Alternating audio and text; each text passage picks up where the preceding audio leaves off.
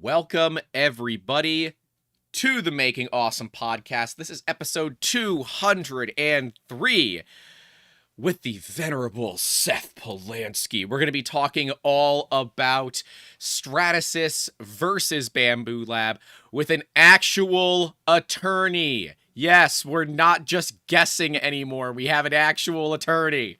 Seth, introduce yourself for the folks. I need the Backstreet Boys from you. Do you remember the Backstreet Boys? I do. You really want me? Oh, that's that shit. I mean, well, it's the who you are, the where you from, the what you did, and as long as you love me.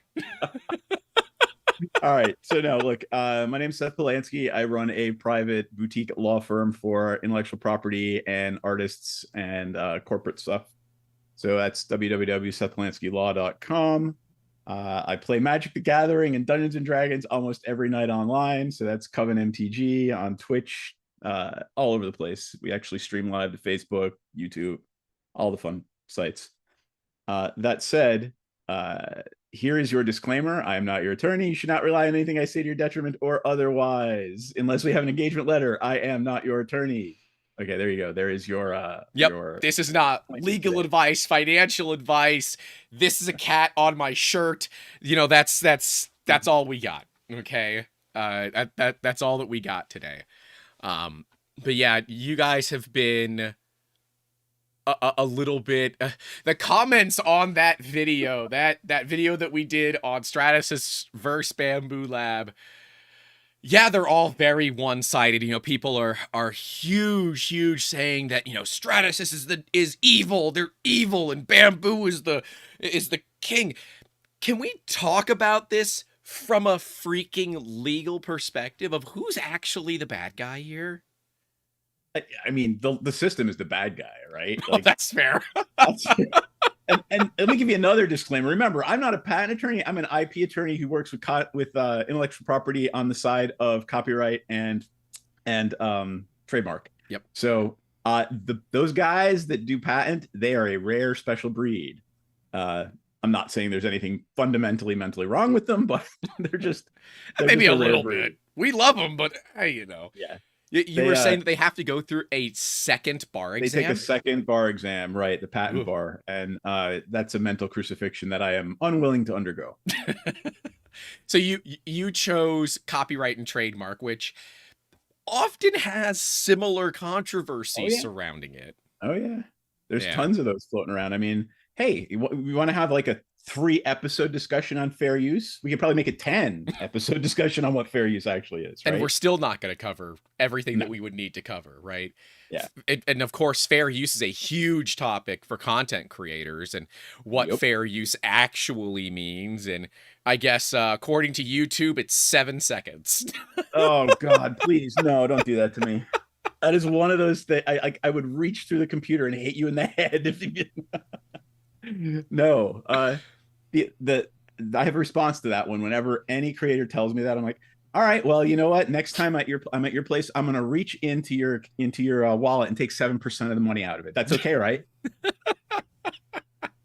Yeah. So that's my comment to 7 seconds. Yep. And also huge thank you to Printed Solid. There is a giveaway link pinned in the chat. So if you are watching live, go get yourself entered to win some free filament. If you are new, subscribe, leave a like, all those things. And remember that we will do our sign off, then we will give away the filament. So don't leave. But when we are completely done, we're going to send you to go hang out with Mr. Steve Builds, who did just rejoin as a member for 16 months. He's working on a salad fork today, which is not an actual salad fork. It's a 3D printer. It's a small trident. So the Trident is a 3D printer that actually Steve is one of the main designers for. He's going to be building a salad fork, which is a small trident. Alrighty then. Well, think about it, right? You know, trident's a regular fork. A salad fork is a smaller fork, so it's a smaller trident.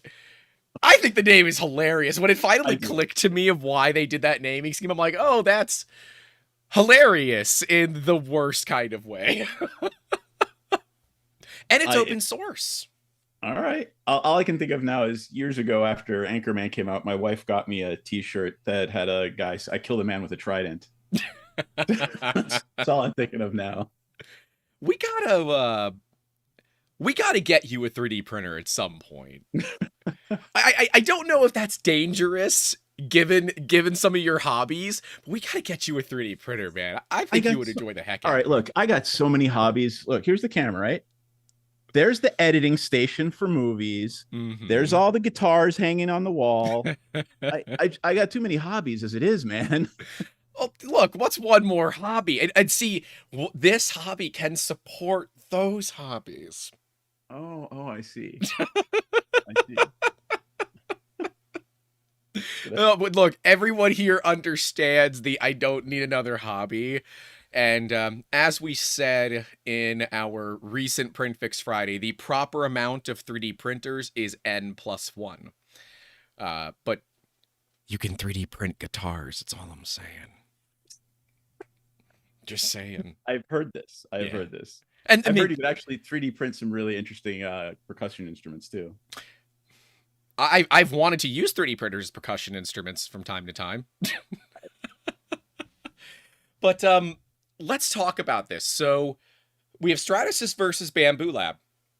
Stratasys is claiming 10 patent infringements, with some of like the ones that are raising eyebrows being basic 3D printing, basic bed. So this is like the heated bed on a 3D printer, the removable sheet that is on it, and the cloud is probably the other one that people are kind of getting a little bit how you doing about, because every one of these technologies existed in open source, fully documented, tons of prior art, years before the patents were even filed.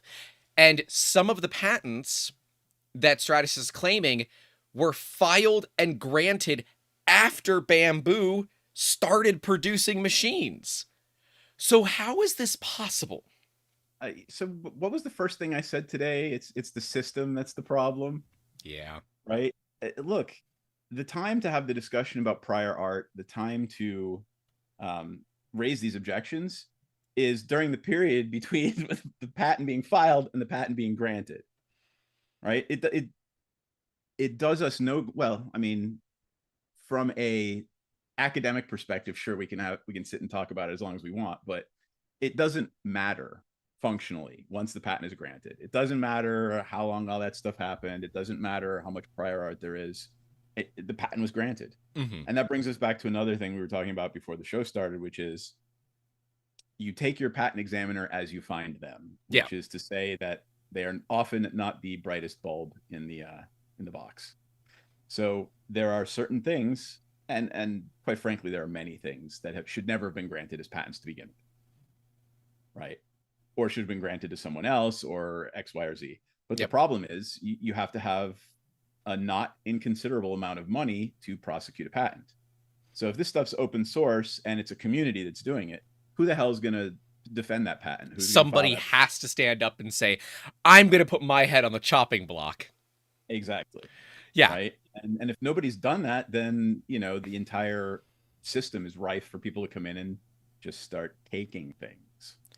Well, and that's been one of the big concerns here, that if Stratasys is actually successful in going after Bambu, this goes all the way, which I firmly don't believe it will, but if it goes all the way, that this will open up the floodgate for them to go after pretty much every other company, because yeah, they own these patents, but pretty much everybody is violating them from like how vague the patents are, because of course they're supposed to be. It appears that pretty much every manufacturer, open source or otherwise, is violating at least one of these 10 patents.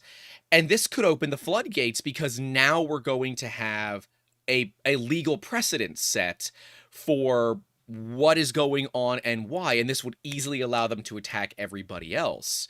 I don't think we're going to get a judgment on the merits. No one wants that to happen. I mean, they might want it to happen, but at the end of the day, it's a revenue capture. This is a revenue capture tool for them. So they're looking for royalties. They're looking for just lifetime royalties on any of these patents. And I submit to you that they'll probably settle for, a pretty low rate, just as long as it guarantees them a nice steady income stream. Yeah, So a lot of people have pointed out that Stratasys has not been doing very well financially the past few years, but pretty much nobody has in this industry, at least on the publicly traded side of things. Everyone's been kind of struggling. So I don't think it's specifically that, but certainly that is going to be the easiest. So, there is that aspect to it as well. Bearded Printer, thank you for the $5.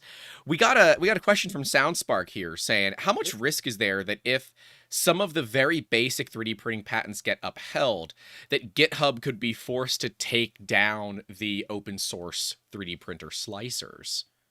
I mean, it's possible. I don't think there's that much risk. Mm-hmm. I don't know that the companies actually care enough to do that, because it's not actually cutting into their profit share. It might be, but it depends on how much they care. But at the end of the day, if we get some, for lack of a better word, shitty precedents, then I wouldn't put it past these companies to start going after GitHub and saying take it down, and destroying what the community's built over so many years. That would be awful, but it's a possibility, certainly. Yeah. And, Kali says, how do we know that other manufacturers are not already paying them? Unless there was a public disclosure, we don't know. No. Right. We would have no way to know. Yeah. And that's an interesting one. I feel like people would have said, I feel like word would have gotten out by now. But well, the word could have gotten out by now, but think about it this way, right? You're going to pay, I don't know, 1/10 of a cent on the dollar, but that price drops to 1/15 of a cent on the dollar if you sign this non-disclosure agreement. Right. So, commercially, we have no real way to know.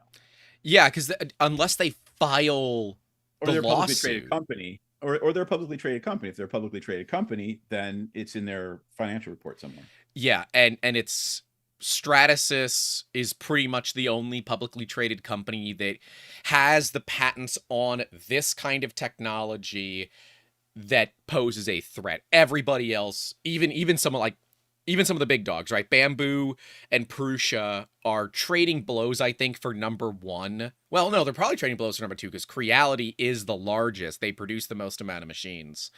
But they are also the budget, right? If you got a Micro Center near you, you can go pick up a Creality 3D printer for under $100. Under $100. I'm not saying it's a good printer, but under $100, there's not a lot that $100 buys these days. Okay, groceries for a week can be tough for a family for $100. Yeah. And the fact that you can get a 3D printer, I'm not saying it's a decent 3D printer, but a 3D printer for under $100 is kind of crazy these days, right? Big thank you to Sparks on Tap for basic support. Don S gifted 5 memberships. Panzer Kitten, Joseph Carver, Vinyl, The World, Darius Adams, and Naughty Shepherd. I don't want to know what your channel looks like, but you all are now members. We have some cool behind-the-scenes content for you that is now available, and a upcoming members-only stream, which I will talk about at some point in a video coming soon. So, when we look at this whole issue of why this company, is it likely because they believe they can get the money out of them faster than anybody else? Like, Bambu came out of nowhere about 2 years ago and completely changed this industry. Overnight, the industry went into a renaissance of machines that are all of a sudden way better than their previous generations. Do you think that had anything to do with why it is Bambu and not somebody else? I mean, I can't say for sure, but my experience has been that it is always a financial decision. It is always a what is cheapest and easiest, quite frankly, to recover. Whenever you're looking for cash, it's the cheapest and easiest way to get it. You can count on a corporation to do that. Yeah, I mean, it's why collection agencies exist, right? Right. Yeah. So I wouldn't discount it. I would certainly consider it as part of the decision, but I can't say for sure. But bottom line, it has been my experience that, yeah, probably. Is it possible for Bambu to take these patents that have a fair bit of prior art out to the P tab and challenge them? Like, because that is the thing that I'm like, they theoretically, as far as I'm aware, they could do this because you can challenge a patent at any time in the P tab, can't you?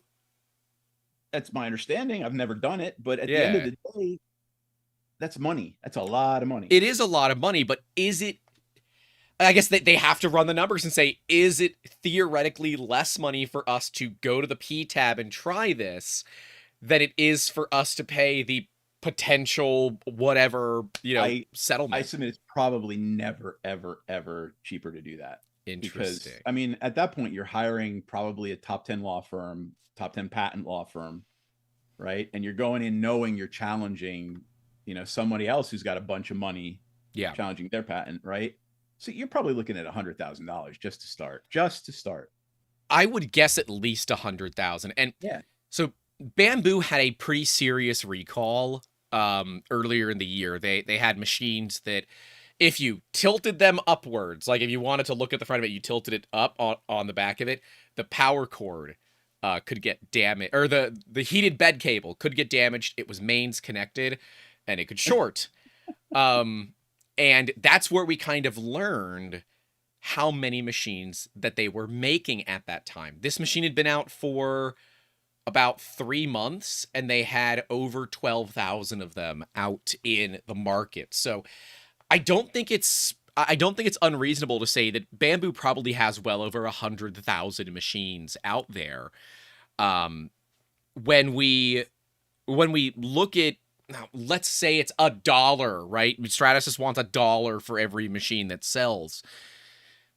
That actually adds up to being a reasonable amount of money quickly. It might. There's a lot of just, can we make this work? Questions that they're likely going through right now, I would assume. Yeah. What can we pay reasonably and still maintain our profit margin if we have one? Right. Right. Yeah. And let's be clear. I don't think anyone that has used a Bambu machine, I don't think they're making a lot of money on them, if they're making any money at all. Right. Bambu has the benefit of being based in China. They are backed by one of the largest venture capital firms in the world, IDG Capital. And, well, being in China, they likely also have the support of the Chinese government financially. So they have a pretty deep war chest as well. Part of me wants them to fight this because I want to see what happens, but I think realistically we all know they're not gonna fight a damn thing. Well, I mean, so I'm doing a lot of work in AI lately, and really, okay, I guess that makes sense. Yeah, we are all dying. And I mean, like, we would give our left arms for a judgment on the merits in an AI case, right? And it just ain't going to happen because Microsoft OpenAI has got so much money. They've got enough fuck off money to say, yeah, you know what? We're not going to litigate this. Here, have $1 million. Yep. We're going to settle out of court. Go away. Yep. So we're not getting these judgments on the merits that we want to see. Like, okay, is the database theft? Right. Right. So, you're gonna see a lot of these situations, and it's gonna happen more and more often as the world gets smaller and more manufacturers come into this space. That you're just gonna get all these settlements, and you're really gonna want a judgment on the merits, but you're not gonna get it. You're just gonna get, okay, there was a settlement. Now we move on, and the terms of that settlement are confidential. Always are, and that's the bummer part of all of this, because when it is confidential, we have no idea what those royalties look like. We have no idea if they have agreed that they have infringed or they're just paying royalties to go away. So it's the admission of guilt, right, that becomes now the big thing. And yeah, if it's just a settlement and everything is kept behind closed doors, obviously nothing ever gets told. And we as the end consumer are none the wiser. Right. Even though And we want to know. We want to know! Of course we want to know. Yeah. But it's in the company's best interest to keep it quiet, because then that chills the marketplace too. So other people are just as scared, right? Oh, we got a settlement here. That doesn't mean my risk has lessened any. That doesn't mean I should be any less scared that they're going to sue me, right? So it's exactly as they want it. I don't disagree. And we cut it out of the main channel video. I talked about it a little bit last week, but this is not the first time one of the kingpins in the industry, if you will, have gone after a little guy. 3D Systems went after Formlabs when they first opened, when they first started doing business, and they got some pretty serious royalties on the Formlabs Form 1. And a lot of us believe that is why the Form 1 had a very short life cycle and the Form 2 was then launched, because the royalties were just for the 1. They didn't get them on the 2. And that is, in my opinion, potentially why all of this happened the way that it did. But with Bambu is a much larger company. They've been around for a lot longer, but they have the benefit of being Chinese-based, but they made a USA Nexus. I don't know why they did that. Had they not done that... Tax reasons. Are taxes better in the United States than China? No, but remember, China has a very... how do I put this?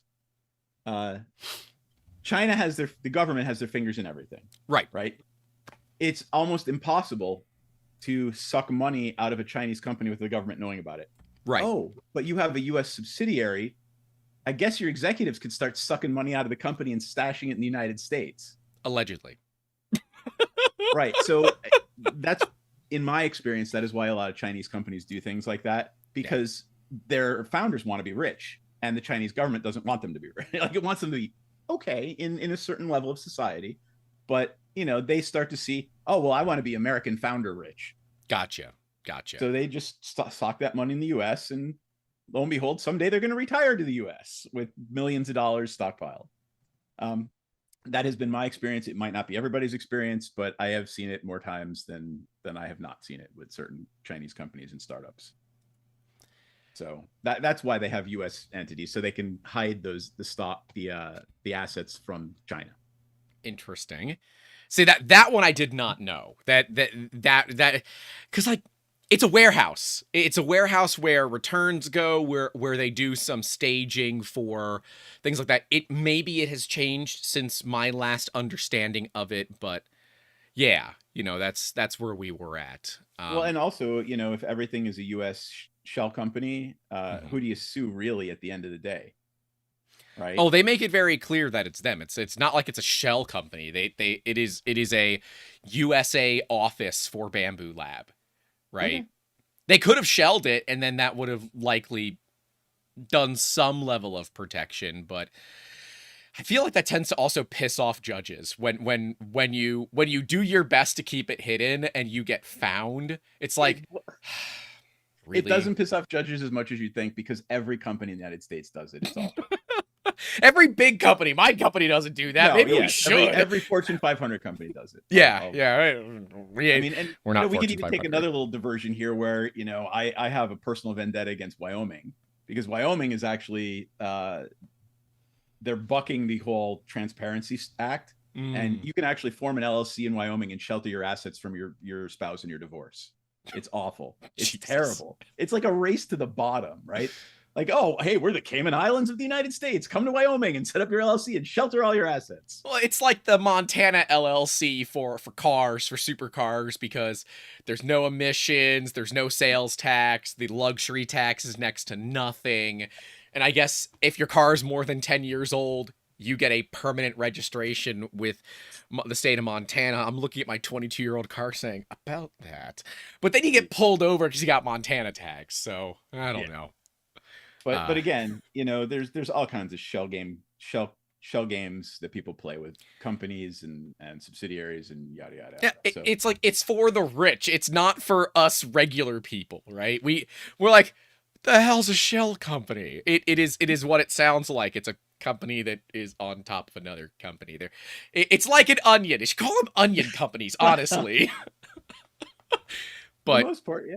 yeah, Yeah. it is to shelter and hide, generally Exactly. speaking. The whole point is so that no one can get at your assets and no one knows who owns those assets. Winslow Joy for the $4.99. Thank you, Gilbert Nar. Welcome to Basic Support. Thomas gifted 5 memberships. Travis Albert, Shervin M, Rob Stark, Justin Bowman, Saxophone Guy, all got memberships. So thank you all for that. I like Bowman Saxophone Guy. Yeah, Saxophone Guy 500. So I don't know if you can 3D print a saxophone, but I kind of want to try. I can't play one. Could. That would be fun. I'll bet you could. It would probably sound like crap, though. I feel like it being made of brass. Oh, it would sound like ass because you need all the felt in the. Well, okay, that kind of stuff you off the shelf, right? You know, you off the shelf the seals for the keys. You off the shelf the reed because why? But then could you do everything else? Because like a guitar, the pickups and strings and tuning you get off the shelf. Everything else you can print. How rigid would it be? Like, would it be rigid enough? Would it bend too much? It can. So a lot of times people actually use regular guitar necks, right? The issue is the neck. The body is totally fine to 3D, but especially for an electric guitar, because the body is just there for looks. It doesn't traditionally do anything. There is resonance and stuff. Like BC Rich did this back in the. Remember those Lucite guitars that BC Rich made in the 80s and 90s? No, I was born in 1990. I'm sorry.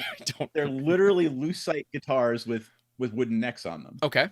So I mean, like, I don't think that would be that much different than a printed guitar. Would probably be the same almost. Well, Prusa has one called the Prusa Caster, which spell it for me. Prusacaster. And then actually one of our fans, and I'm going to call him out because he said he was actually going to post the file. Tasmaniac Guitars, Tasmaniak, Tasmaniac Guitars. He's an Aussie. Just actually posted his Jigsaw Stratocaster electric guitar files on Colts 3D, and I believe they're for free. These are pretty cool looking. Right? Yeah. I'd build one of these. Prusa, if you're watching, this man needs a machine. Let's make it happen. That is pretty cool. That does not mean you get free legal advice, though. This is a true statement. Yep. Yeah, that does not constitute a legal relationship. There is no engagement letter, my friend. Yep, no engagement letter. All right. That is pretty cool stuff, though. I'm really happy I learned this today. Yeah, I want to do a bass because the Better Three Quarters, her grandfather has a CCR cover band, as one does, and he plays the bass. I want to make him a really cool electric bass, and he is a massive geek, but for like the McFarlane models and things like that. So he's got tons of like Spawn, and he's got, when I say hundreds of figures, I am not in any way, shape, or form exacerbating this. There's well over 600, if not well over 1,000 figures in his house, all on display. And if I can make him like a badass Spawn guitar or a Spawn bass, he would love that. That'd be so cool. What does he play right now? What does he play right now? I have no clue. If you find out what he plays right now, tell me. I will tell you what kind of neck to put on it. Hold on. I'm gonna mute myself to the stream. You're still gonna hear me, but I gotta yell for Amber. Maybe she.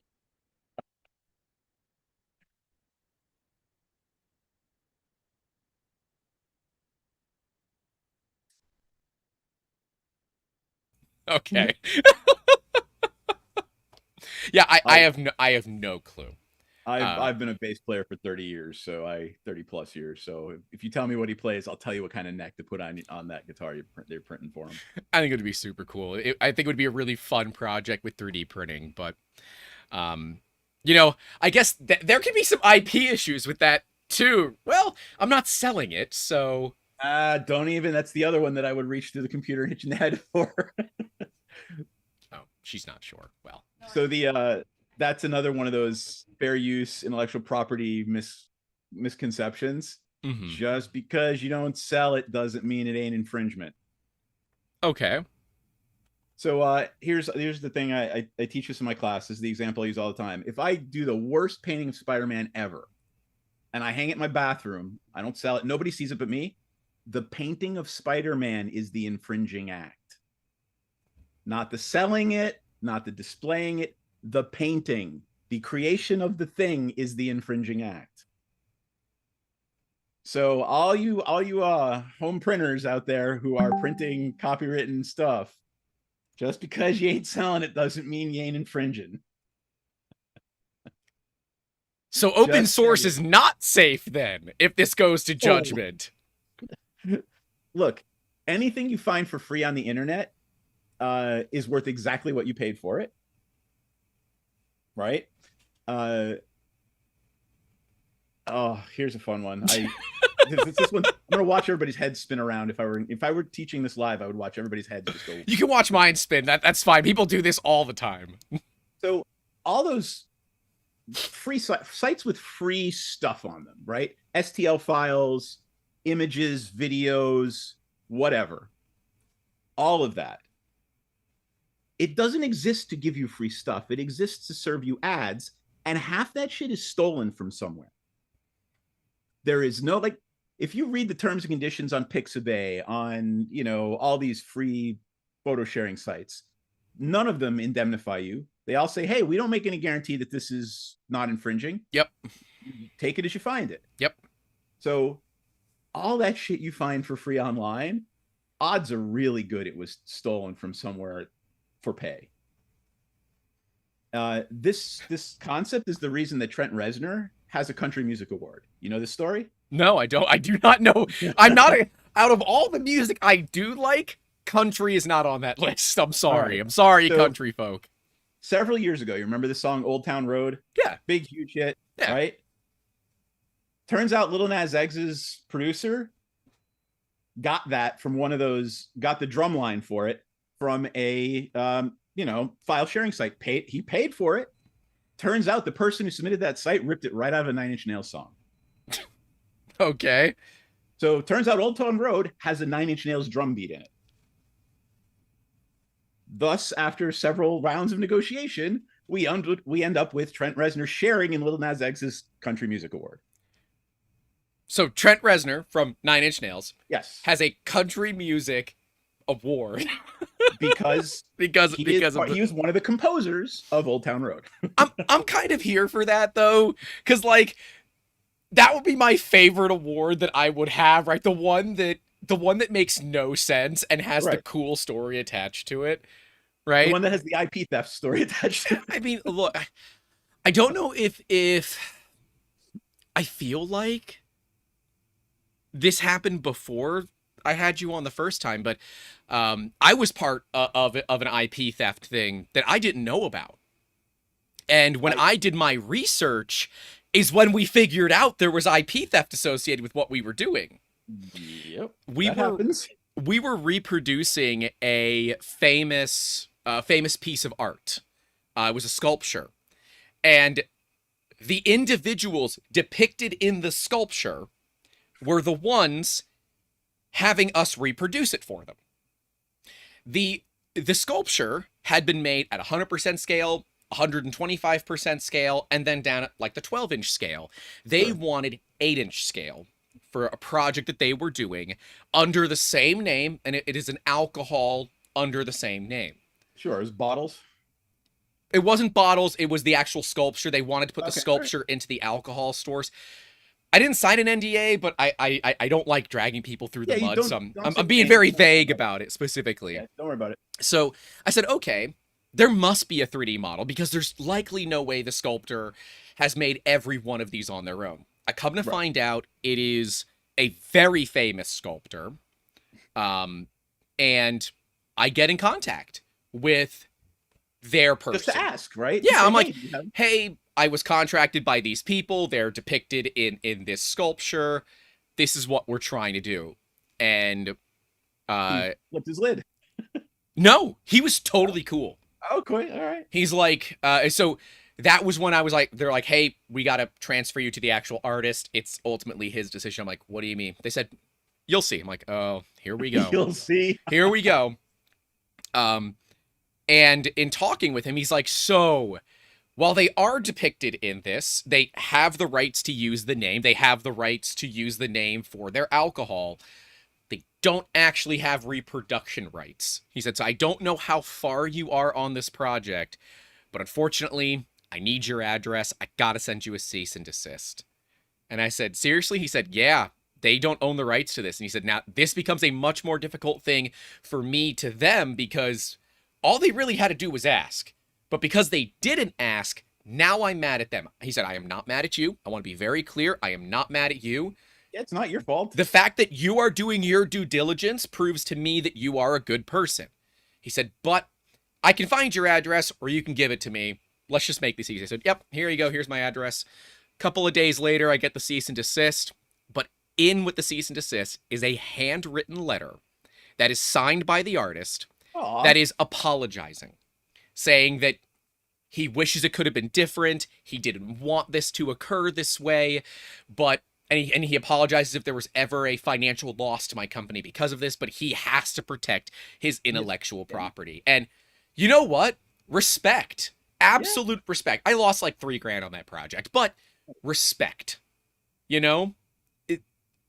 I'm mad at the guys. I'm not mad at him. Yeah, you should be. You should be mad at the people that that actually engage in the infringement. He's like, technically that's fraud. I feel like they probably knew this and they were just hoping that I wouldn't do my research.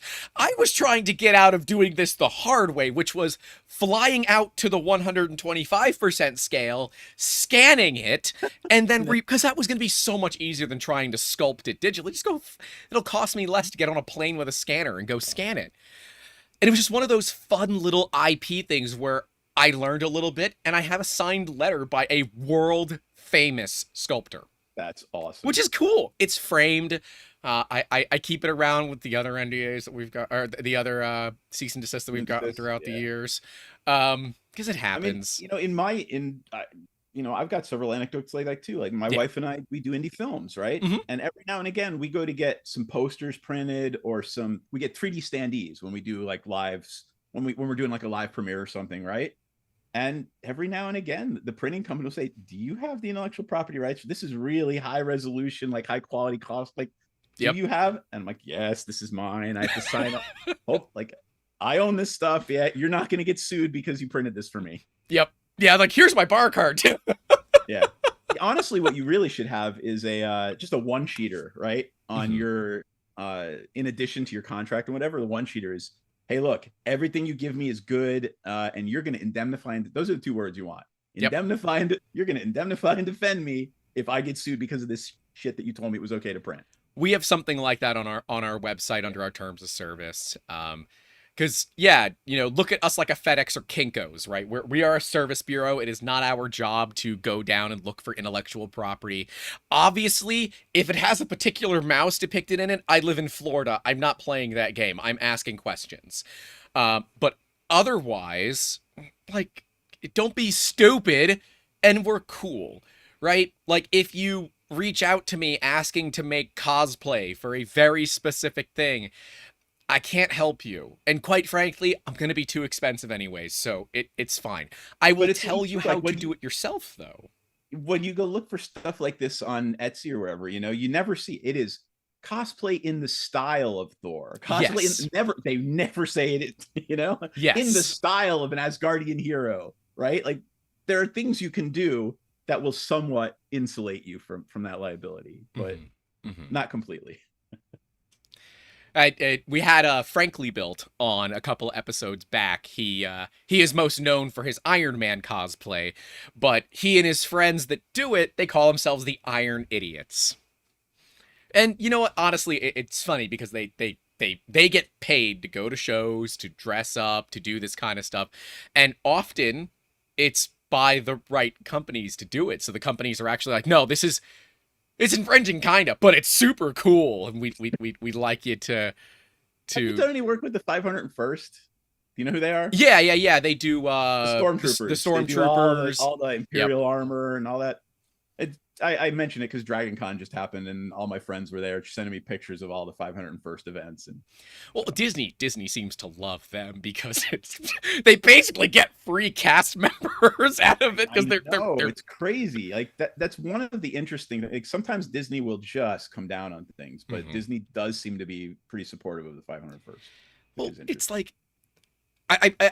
Is it likely because they don't really sell merch? They're very obviously volunteers. They don't sell anything. They just show up and look cool, right? As long as they show up, look cool, and don't like do something that makes Disney look bad. Yeah, Disney will probably be okay with it.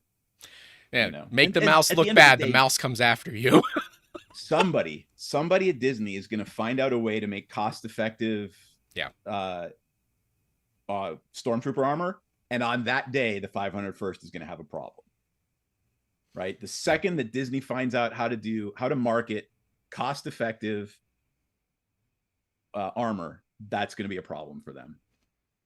Yeah. And as Mike from Never Let the Machines Win says, the 501st does a lot of good for children's hospitals, right? And they do. And that will likely create some level of insulation for them. Technically, they can still get cease and desisted and all that, but Disney doesn't need any more bad press these days. The state of Florida's given them enough. Yeah. I have a client, Disney's crazy like this. She actually assisted in the redesign of Tomorrowland. Oh, cool. And her NDA says never, not even after the opening of Tomorrowland. She can't ever actually say she was involved in it. Is that enforceable? Oh, absolutely. I thought NDAs had to have a specific time frame on them. That's non-compete. Non-competes. Well, non-competes are unenforceable, period, now. Okay, fine. They're unenforceable for anyone without FU money. For the most part, yeah. Yeah. But like non-disclosures are forever. Like it doesn't hurt you to not be able to talk about something. Mm-hmm. Right? You can still get a job, you can still do whatever. Yeah. The whole reason non-competes are non-enforceable in many ways is that you need to be able to earn a living in the career that you have chosen. Yep. Right. Yeah. The non-circumvention and the non-soliciting, those are easily enforceable. But yeah, you can't, just because you stopped working for a company in an industry doesn't mean that you can never work in that industry again. That's stupid. Yeah. And it's usually it's time. They've got to be bound by time, location, and industry. Yep. You can't say you can't ever work in this industry. You can't ever say you can't work within 100 miles of where you live. Like you got to move to get another job. Right. So those are the reasonable ones that you have to be bound by. Anyway, how did we get here? ADHD, I think, at least for me. Sam. We're very open about mental health here on the channel. Oh, hell yeah. I take enough Ritalin in a day to kill a rhinoceros, and I am okay with that. That is not legal advice. No, I mean, I take a relatively large dose of Ritalin every day to be able to do what I do. You are also a methylphenidate guy, I see. Methylphenidate, yes. Yes, because the dexmethylphenidate is impossible to find. I know. And honestly, I like Concerta better, but we can go down this rabbit hole forever. And I like it's like Mad Cat. Ritalin, I take Vyvanse.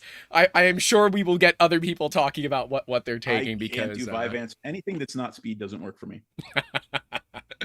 Well, big issue for me. I will share this. I didn't know, so thank you for having me on. It is life affirming because I actually had open heart surgery like 5 months ago. Wait, you had open heart surgery? What the hell?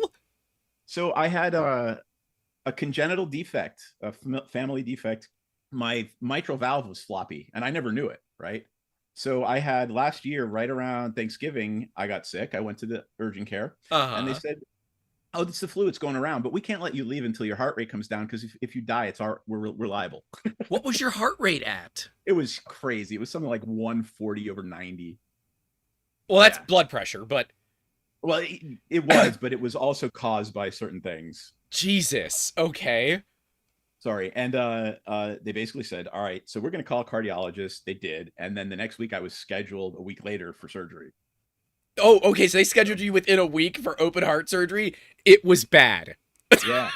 I mean, and I'd had it my entire life and not known. No doctor had ever picked it up. No, whatever. one of my siblings has it. She's getting it taken care of. Brother. Yeah. If you had not told me, I would have never known. I would have never known. The reason I mention it, I'll bring it all up, is I had to go off the speed for about 6 months. Oh, I no. could not take my medication for 6 months. Yeah. And that was those are 6 months I don't ever want to repeat. I don't want to. I am able to function. I'm able to do my job, and I like the ability to function and do my job properly.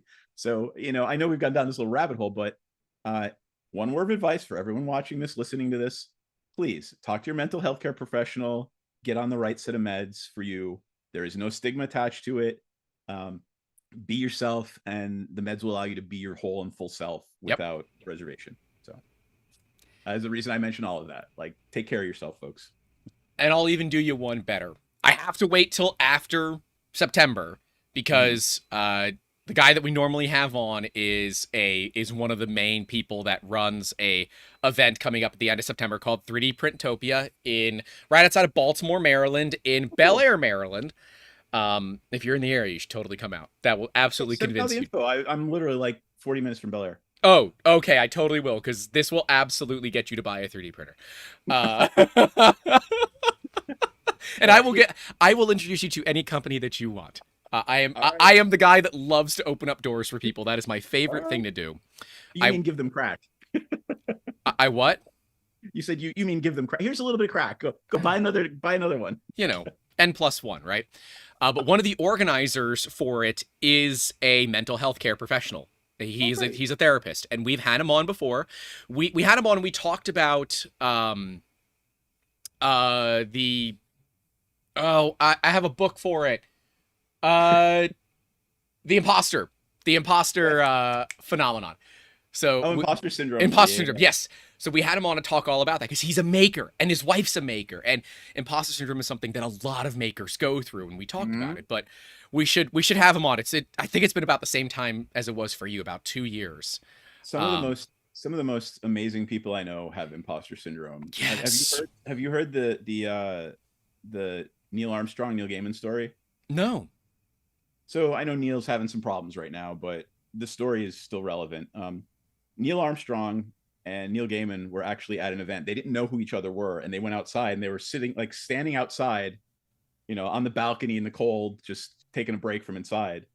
And Neil Armstrong turned to Neil Gaiman and said, "Hi, I'm Neil." And the other guy said, "Hi, I'm Neil too." Neil too. Yeah. So why are you here? And Neil Gaiman says, "Well, I don't know. I wrote some really cool things. I think they're cool. Apparently everybody else does too. Why are you here?" And Neil Armstrong turns and goes, "I don't know, man. I just got on top of an aircraft and went where they told me to go." And they ended up having a conversation about both of them not really believing that they deserved to be there. So it's similar to how my dad met Kenny Chesney at a Bear Jackson. My dad's also named Ken, so they were just talking as Kens. My dad had no idea who this guy was, none. And his brother's like, "You do know that's Kenny Chesney, right?" He's like, "Nope, it's another Ken. He's a cool guy." So yeah,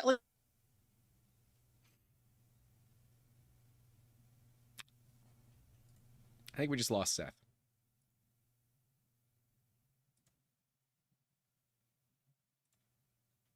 Yep, we did. He'll be back. All right, so I need you guys to get some questions in those comments for when Seth does return. Get some questions in there, that way we can get ourselves back on topic, because that's a big thing. We got to get ourselves back on topic. But get some questions out there right now so that we can really dive into this a little bit more and answer questions from your all's opinion. Oh, he's back. We got him. He's back. Yeah. All right, there we go. I could hear you the whole time. Oh, you could? We couldn't hear you. And every time the cameras freeze, it is one of the worst ways cameras freeze, right? It is never just like a... It's never a flattering picture. It's like... it's never a flattering photo when cameras freeze. So... Getting back on topic. Yeah. Otherwise, we'll tangent the whole gosh darn time. Yep. What does this mean for makers that already own machines that are potentially infringing and are building machines in open source that are potentially infringing? What does this mean for the little guy? It means absolutely nothing for the people who own machines. Like, there's not going to be a recall. That's not a thing that's going to happen. Mm-hmm. Right. So it's going to affect moving forward. It's going to affect your ability to buy a new machine. It's not going to affect you if you have one. I mean, is there anything that, I'm going to go down a rabbit hole here, but is there any way that, a forced firmware update could disable something, or, On Bambu printers, yes. On other machines, no. Can they force? Yes. Wow. Internet connected, dude. So that's actually one of their, it's what people seem to love about Bambu printers. They love the fact that they're internet connected. Bambu has an app. It's called Bambu Handy. Terrible name. For an app. And you can literally monitor your print. The printers have built-in cameras, so you can monitor the print via that. You can send print jobs. You can cancel print jobs. You can cancel objects on the build plate. The machines can get over-the-air updates, all of that. And we've seen in recent times that Bambu can actually send parts to people's printers and they'll just start printing. Now, technically, the people sent those parts to the machines, but the machines started those jobs without the people's further consent. Right. So it is possible to do as long as your machine is online, the same way that your computer updates and Windows always updates at the worst possible time. Creative Cloud, yeah. Yeah, they can effectively lock the machine until you do the software update and force you to do it. So it is possible. Yeah. I don't know how likely it is that something like that might happen, but you should all be aware that that is in the realm of possibility. Mm-hmm. Right? I don't think they'll brick them. I think that what they'll do is force some ridiculous monitoring shit, or I don't think there will ever be a, hey, here's a nickel a print job. Yeah. Bullshit. No, I don't think that'll ever happen.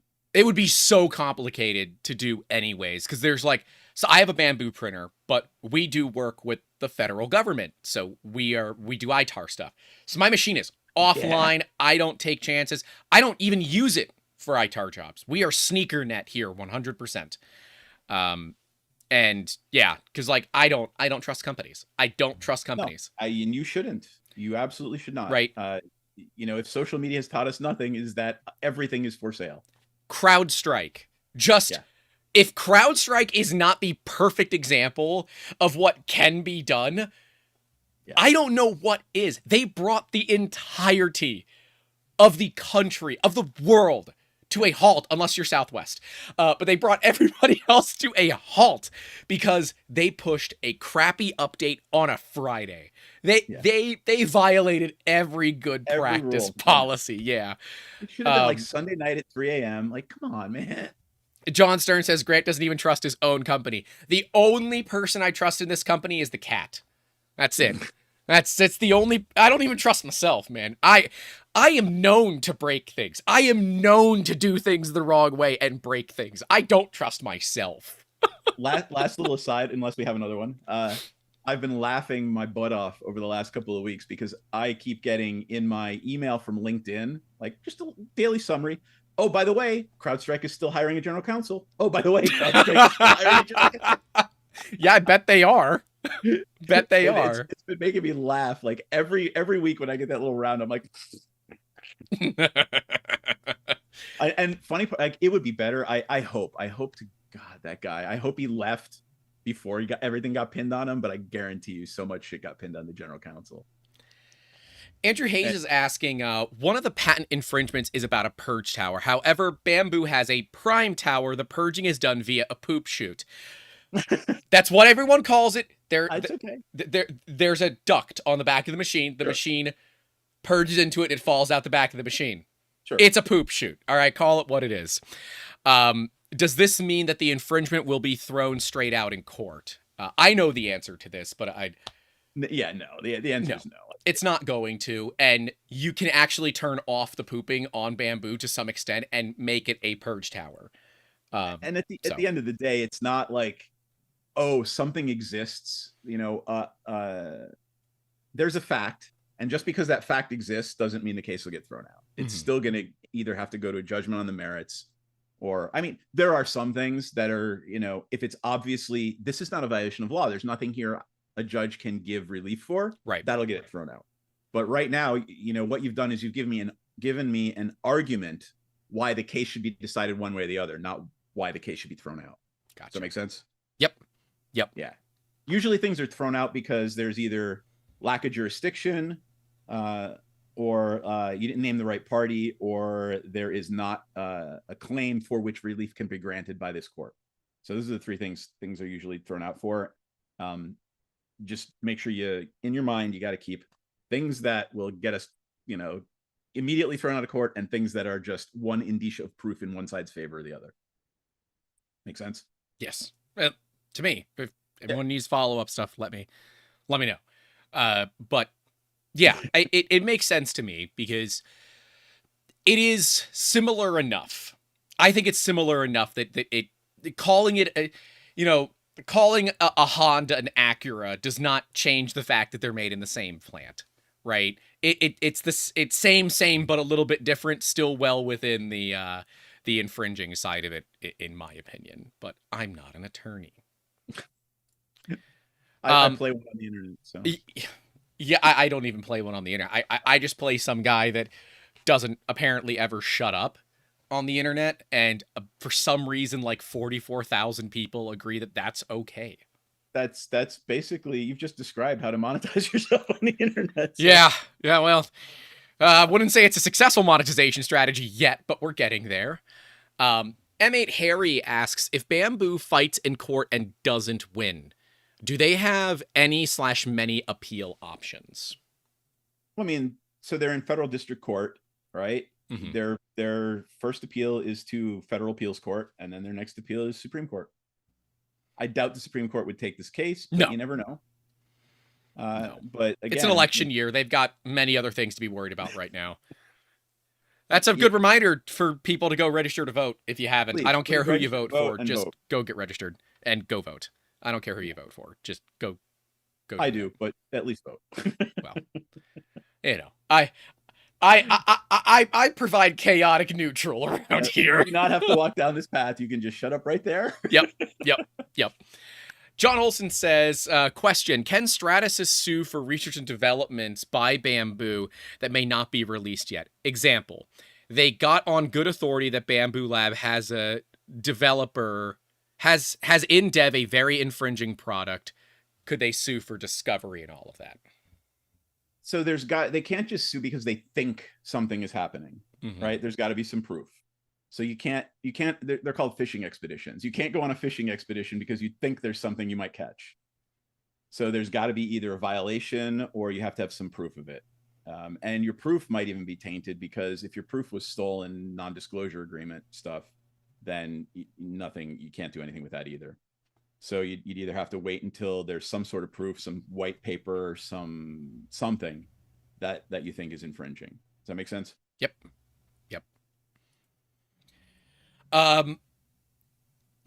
DaVinci 10, which is funny given the name, said, I've been doing network-based printing since 2015 with Repetier Server. This is well before Stratasys had the patents for cloud-based 3D printing. Again, they have the patent, so it doesn't matter right now, does it? The time to speak up about, that being an infringement was when they filed the patent, right? And again, I'll keep harping on this. I'm not going to say patent attorneys or patent examiners are evil people or stupid people or whatever. They're human beings, right? They make mistakes.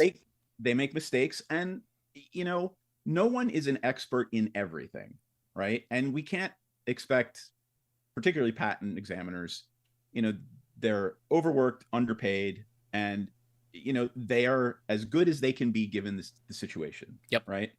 So at the end of the day, there are patents granted that should not be granted, and unfortunately, those patents exist and they have to be enforced.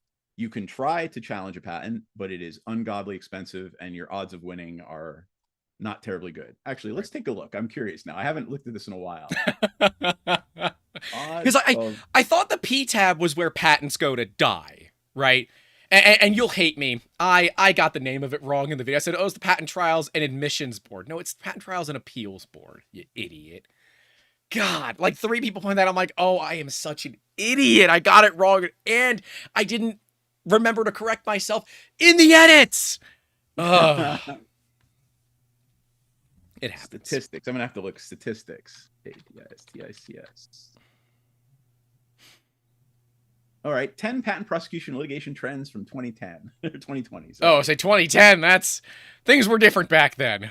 You know, we got to look post-human malware. I think the human malware has kind of changed the way things work for a lot of us these days.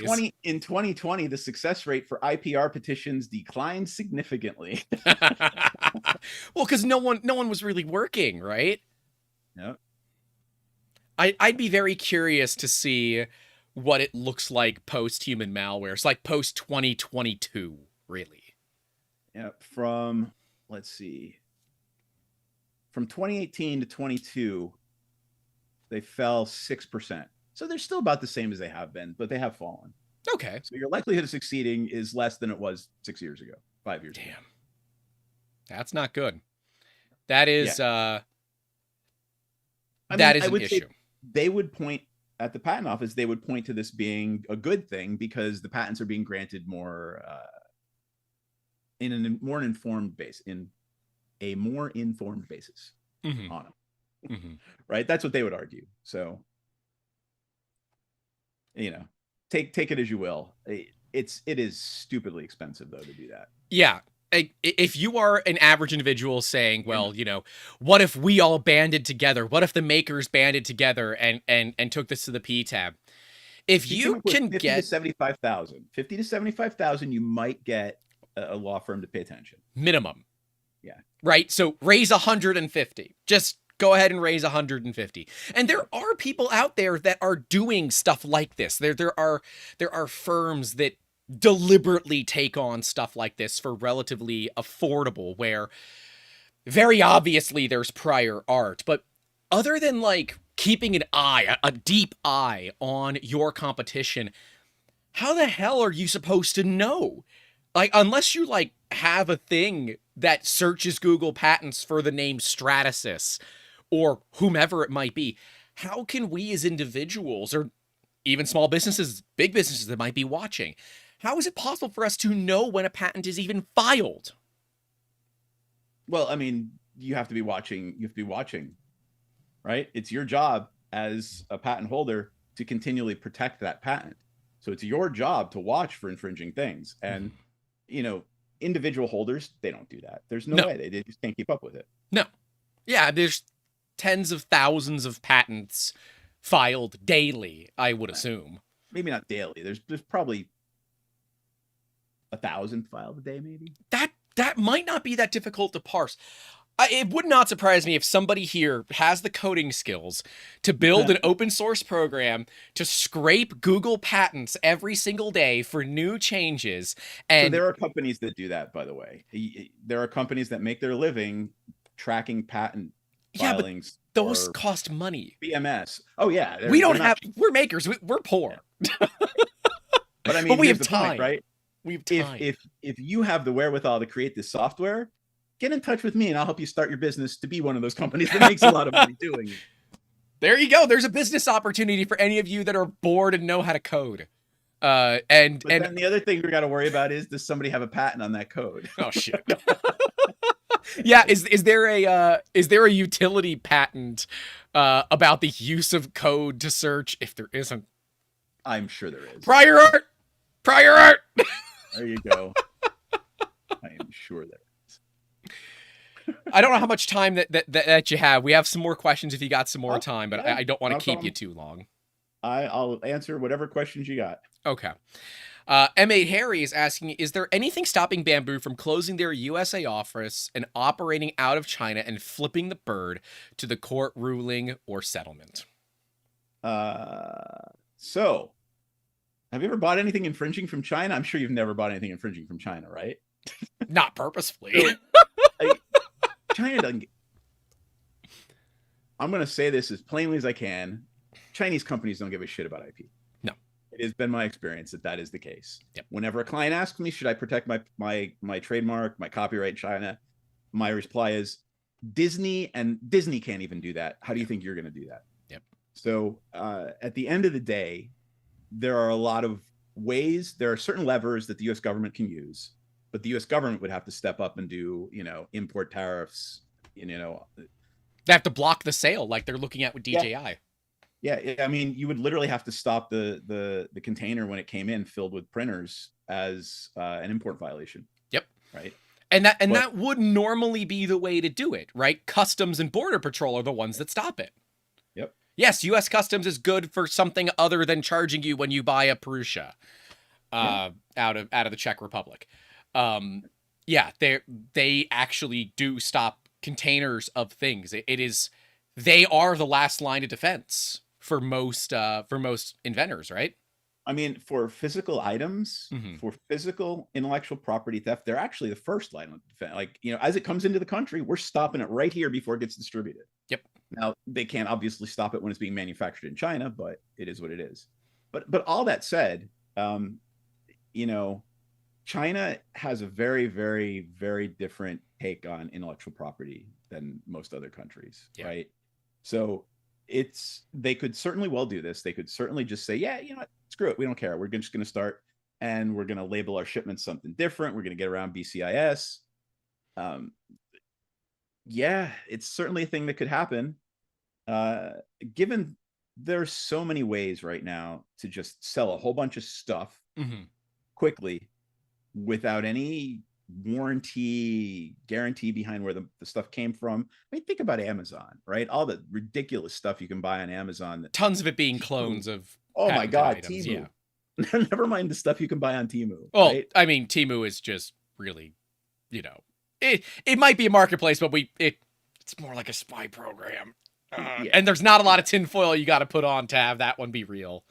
Yeah. I mean, I literally saw one and I was almost tempted to order this thing because somebody posted about it. For bands, right? 3D printed plastic spewing fire on stage behind you. Like literally it had like these pipes coming out of it to throw fire as a pyrotechnic effect. I'm like, that's got to be so incredibly safe buying that from Temu. I see no way that this could go wrong. Right. None. Like, no way it could possibly. This is perfectly safe. I'm sure it's UL listed even. Oh yeah, right. It'll have the sticker, I bet. Yeah. So like if that stuff gets around CBP, and because I know that stuff's not inspected, there's no way, right? So yeah, all of those fears about being able to import it, well, not fears, but hey, we're gonna operate outside of the law. Sure, that's a thing. They probably are already doing it. There's probably sales channels that are not official. Bambu has an interesting one because they're one of the first, I think they're the second 3D printing company to get actual retail distribution. They are sold at Micro Center. Yeah. Yeah. So they've got this pretty serious retail distribution that, and let's be real, so they just opened one in Miami.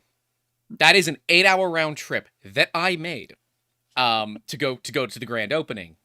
And they have a custom display there. Bambu made a custom display with built-in poop chutes for the machines so that when the filament falls out of the back of the machine, it falls into a channel and goes underneath the table. So it doesn't pile up on the table. You can put a trash can under the table.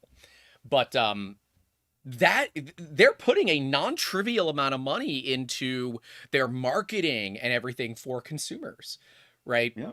They would have to probably rebrand, new company, new name, new sales channels, everything, for this to even potentially work. Their biggest challenge would be the fact they have these big sales channels already. Yeah. And companies like Micro Center can't look the other way. They can't. But they can if there's a different name on it than Bambu. Right. Then they can. But yeah, otherwise they can't because legal is legal. Right. John Olson asks, if you could fix one thing about the USPTO/patent law, what would it be? Knowing that it might mean less money for you as an IP attorney. Mine would be more around FRAND instead of constant lawsuits. triple their budget, hire double the people, hire people with better training, and take care of 90% of these problems before they're problems. Mm-hmm. Don't give patents out that are ill-informed, just because somebody hired a great law firm to write circles around the patent examiner. But like all of this is I don't even want to get into the culture war shit, but this is we need more informed people working for the government at the front end. Yep. Right. Yep. And, there are a lot of people who say government should be smaller and not have as many people and not have as many smart people. I want lots of smart people. I want the smartest of smart people. I want all the smart people working for the government. Hey, perhaps here's a novel idea. We have the smart people who are experts in what they do tell the rest of us what we should do. Right? Yeah. I want experts. I want actual I want SMEs. I want subject matter experts in our government. That's what I want. Personally. I agree. I'm right there with you. But I think that is the biggest thing we can do is invest in the system behind it. Mm-hmm. Not just count on the capitalist system to fix it. That the visible hand of the market will guide. No, it won't. It just means the richest wins. And that's, that is what it is. M8 Harry says Seth for president, but huge. JL Stern, I hope you did not transpose a zero.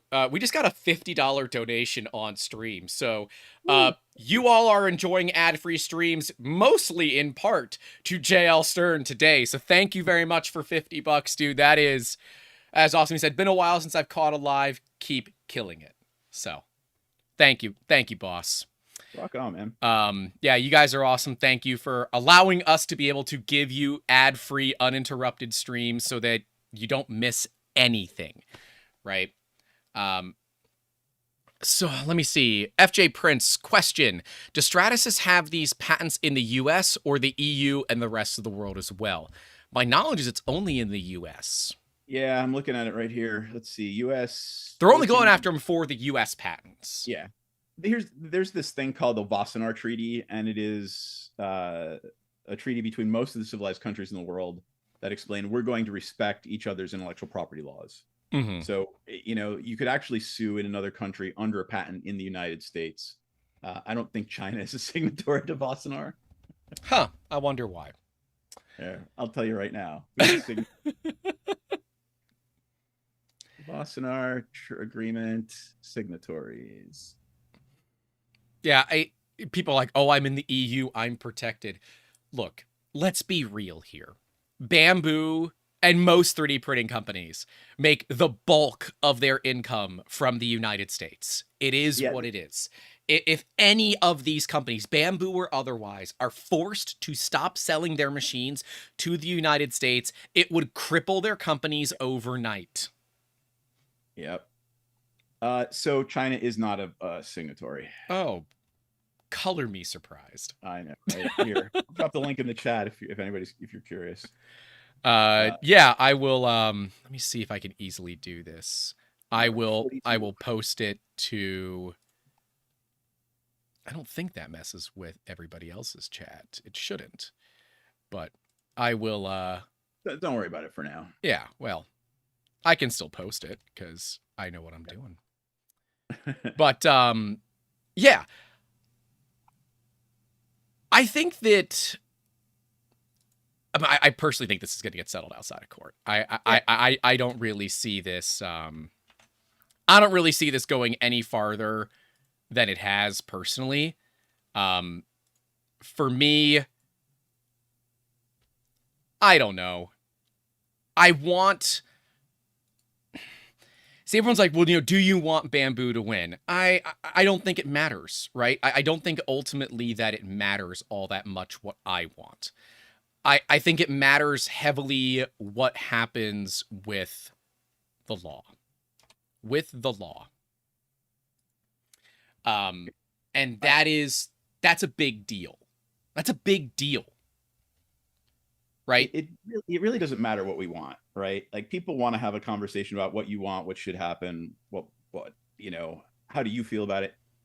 The law doesn't care how we feel about it, and corporations don't care how we feel about it. Corporations care about what hits the bottom line. Yep. And that's what's going to control here, is what hits the bottom line. The law is almost not even going to play into it. It's just going to be it's going to be a very precise calculation about, what's it going to cost us to fight this against our likelihood of winning, and what's it going to cost us to give, a quarter on every machine sold.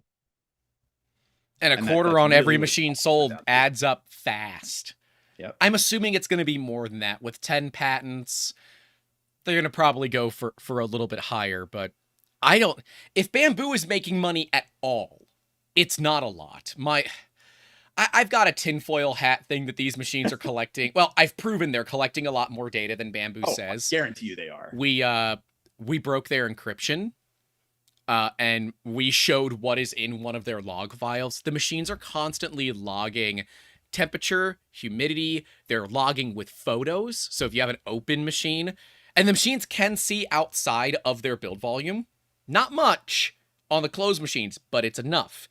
But knowing temperature and humidity, that's a presence detection, right? And yes, is Bambu going to do anything with it? I don't know. Yeah, but in the hands of the wrong people, that's a problem. Yeah. You amalgamate all that information with everything else that's for sale about you, and there's a very clear picture of who you are, where you go, what you do, right? And the sensors are great. Like, it has a sensor to let you know if the machine logs whether or not your door is open, right? Yep. The door on the machine. Is that useful to the end user? Well, they don't get to see the data. No. So why is it logging? Yeah. Ugh.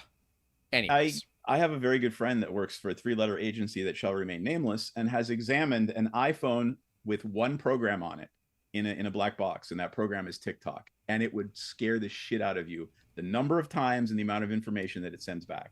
Yep. I mean, it should, if you care about privacy in any way, right? But we do. Based on the comments of that log file video, nobody else does. Yeah. So I was general counsel for a company that had a secure communication device. It was actually on SEAL Team 6's. That's cool. Yeah. And nobody would pay $1 a month for it.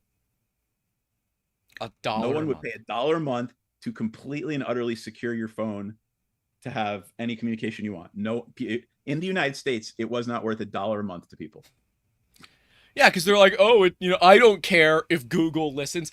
See, you don't care if Google listens. You care if Google profits on it. You care if data wasn't valuable, it wouldn't be collected. It's that simple. Remember, if you're using a cloud service and you're not paying for it, you are the product. Yep. It upsets me. Upsets me you so have much. No idea how much it is. Yeah, and it's why, like, even the brand new Prusa printers have Wi-Fi chips. Prusa makes them removable. Just pull them out. Gone. Good. No more Wi-Fi. They're not very fast Wi-Fi, so But Prusa is based in the EU, where they must comply with EU data policies, which are way more strict than they are here in the United States, like significantly more strict. Mm-hmm. And like Prusa, when you load up their software, they ask about data collection, and you get options. You get send data, don't send data, show me what's being sent. So you can see in plain text everything that is being sent, and then you can still choose if you want to or don't want to. Is there an option to don't collect data? Well, the data is just like your computer, like, your processor, your GPU, your RAM. It's got nothing to do with your files. Got it. Right? Yeah. That's obviously when you send things to cloud servers, there has to be some level of collecting that IP. Right. Yep. But do they then delete it or do they hold it? That's the trick.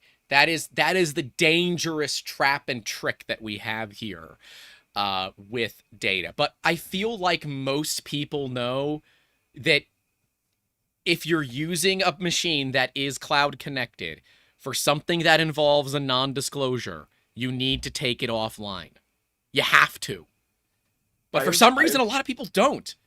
Yeah, I have clients who, try to deliver work to their clients using something that was edited by ChatGPT, not realizing that the entire deliverable has then been uploaded to the cloud and is now trained the next version of ChatGPT. Oh, really? Or the lawyers that use ChatGPT, Don't or they trusted it when it was just Yeah. outwardly lying. Yeah. AI is great to assist. AI should never be trusted. And it's not artificial intelligence. They're large language models, and it upsets me that people use the term AI, but I'm a persnickety piece of crap, so. It's an algorithm, and we've been using algorithms for decades. Yep. It's always an algorithm. All right, let's call it. I got to go to the bathroom. All right, that works. We did get one last donation. I want to read it. All right. It says, "Wish I could give more money. Wish I could give more. Money is tight. Wife and I are doing IVF. As an Aussie and someone going to lodge for a patent, I've learned a lot. Thanks." That's from M8 Harry. Dude, first off, you don't have to give any. You got a lot of cash coming out of pocket right now. Best of luck to you on your journey, and thank you for the kind words. That is awesome. Seth, you are awesome. Where can people find you? Where the heck can these you folks can find me at SethPalanskyLaw.com. Seth Polansky everywhere on Facebook, Twitter. It will always be Twitter, by the way. It will never be X. I agree. I agree. LinkedIn, you name it. I've got a new class on LinkedIn Learning on AI and how to protect yourself if you are using any generative AI in your work or work that you deliver to clients in particular. Where else? Oh, and we play Magic the Gathering and Dungeons and Dragons on my Twitch channel. That is Coven MTG, COVEN MTG. Yep. Mods, if you can post that stuff, that'd be awesome. Most of that should be in the description, but if it is not currently, Seth, send me all those links afterwards, and I will I'll get them updated. Guys, stick around because we're going to be giving away some filaments. Seth, give me a number between 1 and 10. 4. We're going to give away 4 spools of filament once we do our outro and we let Seth go to the bathroom there. Seth, do you remember the outro? If you don't, it's totally fine. I don't. Okay. Tell me. This has been episode 203 of the Making Awesome podcast, where we have an actual IP attorney. We're not just guessing. Okay? I told you guys we would do this. We made it happen. Seth, thank you so much, especially after getting open heart surgery a few months ago. Jeez.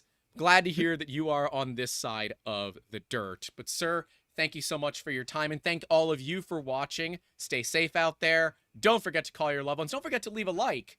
And as always, keep making awesome. Have a good one. All right, Seth, you are good. If you want to stay for the for the filament giveaway, you can. If you don't want to, I'm good. I gotta run. I gotta pee so bad. Yeah, you're good, boss. Thank you again so much for your time, man. This was awesome. All right. Love having you on. You are always welcome. It was a good time. I appreciate it. Take care, man. And I'll send you the stuff for 3D Printtopia. You got to come out and see it. All right. If it's nearby, I will. All right. See you, man. All right. Cheers. Bye. There you go. I told you we would do it, and we got it done. Seth is awesome. He's actually fully recovering from a sinus infection. So I will give you guys just a little bit more time to enter that filament giveaway from Printed Solid, made in America. Because we love ourselves some Printed Solid filament. Yeah. Go ahead and get your name on that list. Remember, you can win 1 time per month. I mean, we had a great stream. Thank you all for coming out. Let's see how many we got. 51 responses. That's a pretty good 52 now. 52 people responded. You got a pretty good chance of winning filament. You got 4 chances here. We're going to see, did you do the math right? Because you got to be able to do a basic math question.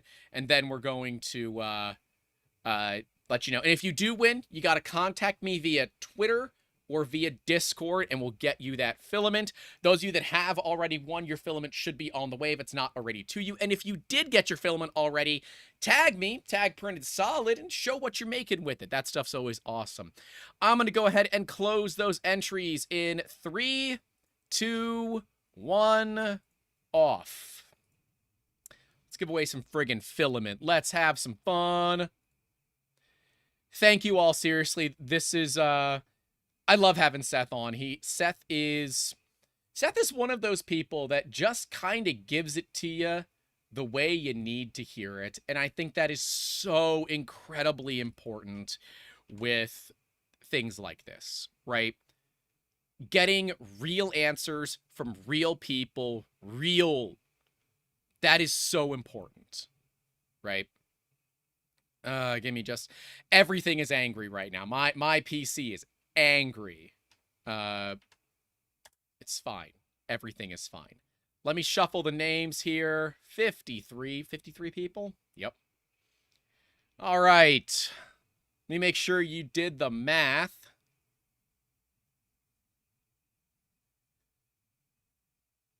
Oh, man. All right. Let's see who... I know you're in the chat, so I got to see if you did the math right. You did. John Stern, you get a roll filament. I think you won recently, too. All right. Let's do another one. I saw John in the chat, so I know he's got it. Let's see if this person did the math right. Ken E., you won a roll of printed solid Jesse filament. They're in there as well. Number 3. Did you do the math right? Gotta find the names. And then we're going to have you guys go hang out with Steve Builds. Mr. Grinch, you win a roll of printed solid filament. And finally, number 4. And let's see. This is a new name. I don't know this name. Wyo Ben, right? W-Y-O Ben. You win a roll of printed solid filament. So, I think pretty much everybody's there. I'm pretty certain everybody is there. If you did win, contact me via Twitter. I am at 3D_Musketeers there, or on Discord. I am at 3D Musketeers on Discord. Thank you all so much for coming out. This is one of our largest streams to date. Thank you for, asking the questions, and huge thank you to Mr. Seth Palansky himself for being freaking awesome, coming out and talking about all of this, because yeah, I'm not an attorney. Seth is. Seth understands this stuff way better, and I hope that you guys enjoyed. But, oh, Don S., welcome to Basic Sport. Thank you, sir. But for the final time this episode, that is all we have for you all today. Stay safe out there. Don't forget to call your loved ones. And as always, keep making awesome. Leave a like. We're at 128 people still watching and 88 likes. Figure that out. Anyways, thank you all so much. This has been an awesome stream. I love having Seth on. And I think maybe, just maybe, we will convince him to get some 3D printers. Take care, everybody.